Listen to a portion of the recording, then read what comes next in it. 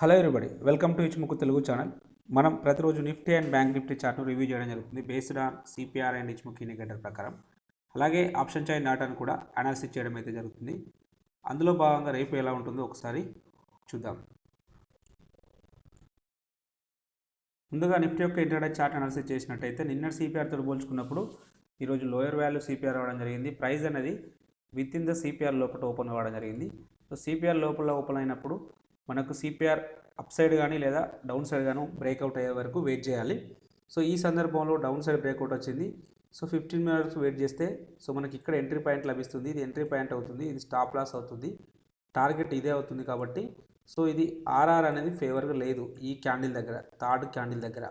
So కాబట్టి ఈ candle ignore చేస్తాం. మళ్ళీ లేటర్ పీరియడ్లో సో ఇక్కడ ఈ క్యాండిల్ పర్టికులర్గా ఈ క్యాండిల్లో సిపిఆర్ను డౌన్ సైడ్ బ్రేక్ డౌన్ చేసుకుంటూ రావడం జరిగింది.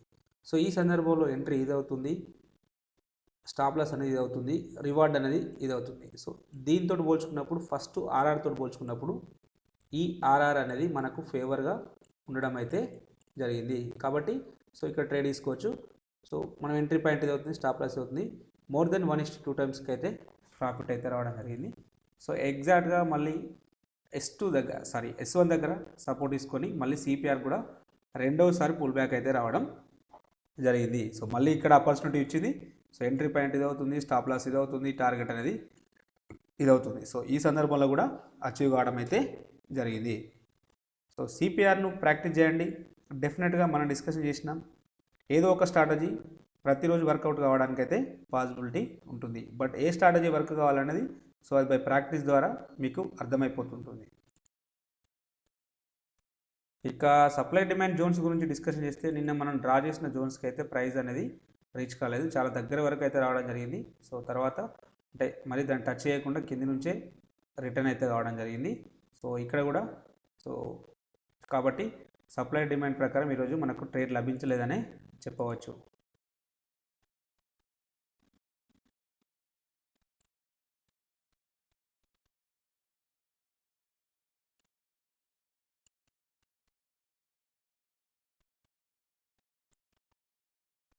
ఇక రేపటి రోజున ఇక్కడ రెండు జోన్స్ అయితే ఉండడం జరిగింది. ఇక్కడ ఒక డిమాండ్ జోన్ ఉంది, ఇక్కడ ఒక డిమాండ్ జోన్ ఉంది. ఈ రెండు జోన్స్ను కన్సిడర్ చేయండి. సో ప్రైజెస్ ఈ లెవెల్కి వచ్చినప్పుడు డెఫినెట్గా అంటే విత్ కన్ఫర్మేషన్ క్యాండిల్ తోటి ట్రేడ్ తీసుకోవడానికి అయితే ప్లాన్ చేద్దాం.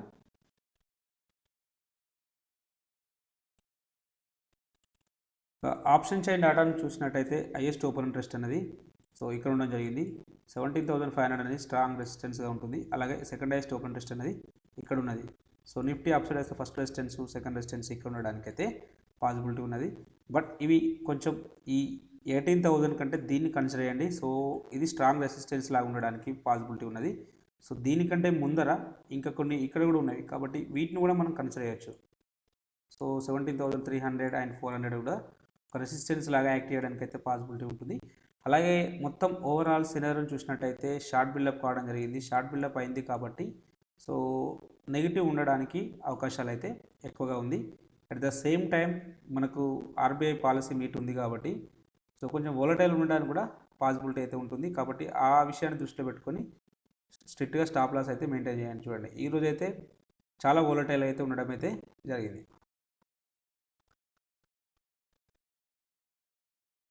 సో పుట్ సైడ్లో చూసినట్టయితే హైయెస్ట్ ఓపెన్ ఇంట్రెస్ట్ అనేది 16,500 దగ్గర ఉన్నది. సెకండ్ హైయెస్ట్ ఓపెన్ ఇంట్రెస్ట్ అనేది 17,000 దగ్గర ఉండడం జరిగింది. నిఫ్టీ డౌన్ సైడ్ వస్తే ఫస్ట్ సపోర్టు, సెకండ్ సపోర్టు ఇక్కడ ఉంటుంది. ఇట్లా సిగ్నిఫికెంట్గా ఒకరోజు హైయెస్ట్ ఓపెన్ ఇంట్రెస్ట్ అనేది ఇక్కడ బిల్డప్ అయింది. కాబట్టి ఈ లెవెల్ మనకు స్ట్రాంగ్ సపోర్ట్ లాగా యాక్ట్ చేయడానికి అయితే పాసిబిలిటీ ఉన్నది. అలాగే ఓవరాల్ సినారియో మనం చూసినట్టయితే ఇక్కడ కూడా షార్ట్ బిల్డప్ కావడం జరిగింది. కాబట్టి పాజిటివ్ ఉండడానికి అవకాశం అయితే ఉంటుంది వీళ్ళ ప్రకారం. సో వీళ్ళు నెగిటివ్ అంటున్నారు, వీళ్ళు పాజిటివ్ అంటున్నారు. సో ఓవరాల్గా సైడ్ వేస్ ఉండడానికి అవకాశం అయితే ఉంది. సో ఫైనల్ లాస్ట్ ఎండ్లో ఎఫ్ఐ డేటాను చూసి కన్ఫర్మ్ చేసుకుందాం. అక్కడ ఎఫ్ఐ డేటా సెల్ చేస్తే ఎక్కువ శాతం సెల్లింగ్ సైడ్ ఉండడానికైతే పాసిబిలిటీ ఉన్నది. చూద్దాం ఒకసారి లాస్ట్లో. ఇక ఇచ్చుముఖి ఇండికేటర్ ప్రకారం చూసినట్టయితే సో ప్రైస్ అనేది కుమోలో ఉండడం జరిగింది. కుమోలో ఉంటే న్యూట్రల్ బుల్లిష్ ఉండడానికి పాసిబిలిటీ ఉన్నది. సో రేపటి రోజున ఇక్కడ ఫ్యూచర్ కుమో బుల్లిష్ ఉంది కాబట్టి సో న్యూట్రల్గా ఉండడానికి పాసిబిలిటీ అయితే ఉన్నది.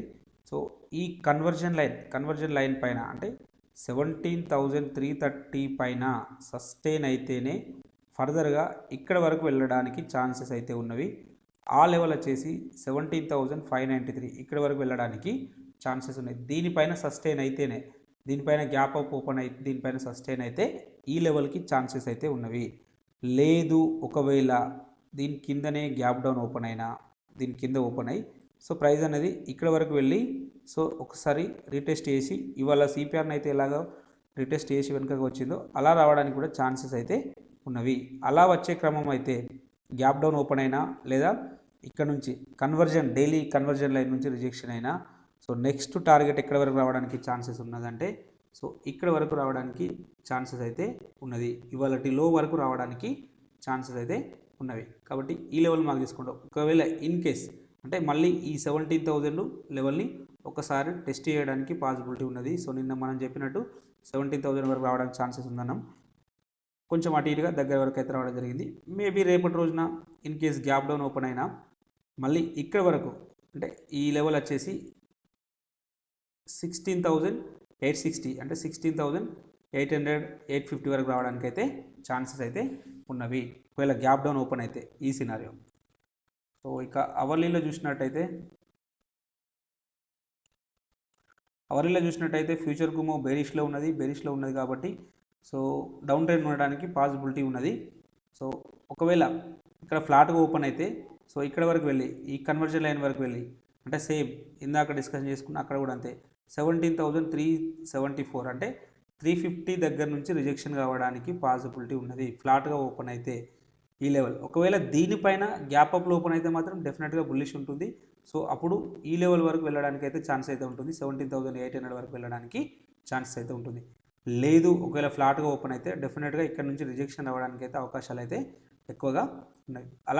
అలా రిజెక్షన్స్ వస్తే సో ఫస్ట్ టార్గెట్ ఇవాళ లో అవుతుంది, సెకండ్ టార్గెట్ వచ్చేసి సో ఇది అవుతుంది. కాబట్టి ఇక్కడ వరకు రావడానికి ఛాన్స్ అయితే ఉన్నవి. కాబట్టి ఈ రెండు లెవెల్స్ని మార్క్ చేసుకోండి. సో ఈ లెవెల్ వచ్చేసి ఎగ్జాక్ట్గా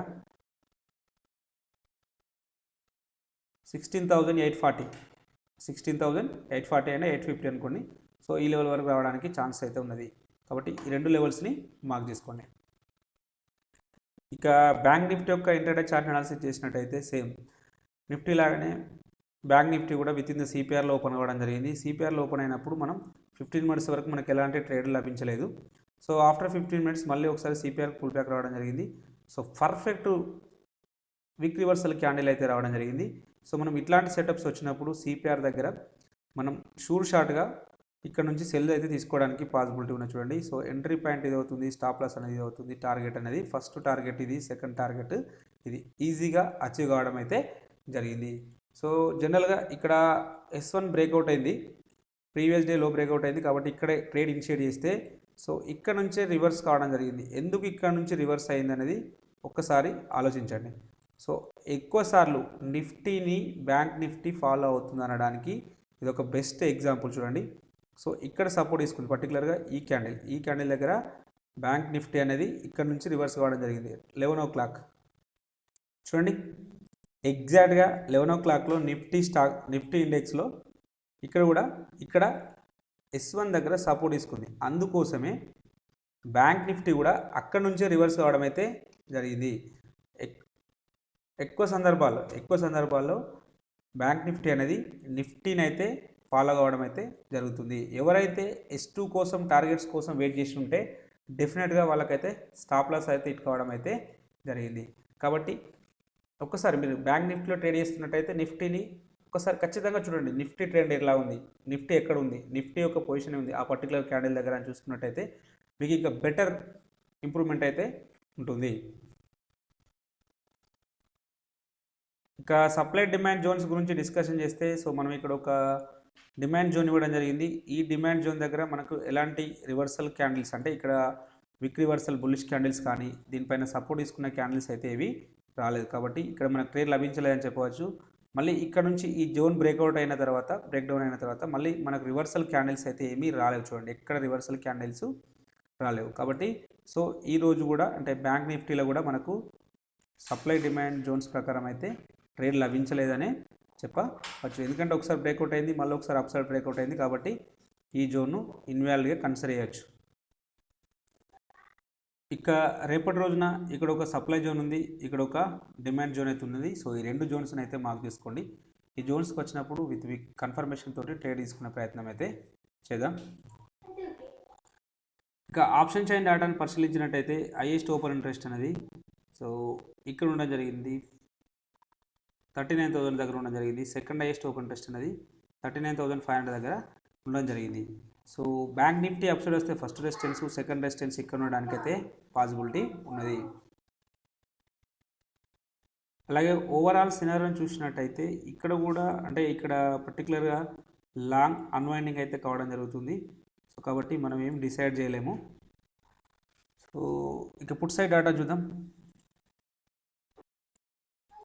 ఇక పుట్ సైడ్ డేటా చూసినట్టయితే హైయెస్ట్ ఓపెన్ ఇంట్రెస్ట్ అనేది 38,000 దగ్గర ఉంది. సెకండ్ హైయెస్ట్ ఓపెన్ ఇంట్రెస్ట్ అనేది సో 37,500 దగ్గర ఉంది. బ్యాంక్ నిఫ్టీ డౌన్ సైడ్ వస్తే ఫస్ట్ సపోర్టు, సెకండ్ సపోర్టు ఇక్కడ ఉండడానికి అవకాశం అయితే ఉన్నది. అలాగే ఓవరాల్ సినారియోని చూసినట్టయితే షార్ట్ బిల్డప్ కావడం జరిగింది. షార్ట్ బిల్డప్ అయింది అంటే పాజిటివ్ ఉండడానికి అవకాశాలు అయితే ఎక్కువగా ఉన్నవి.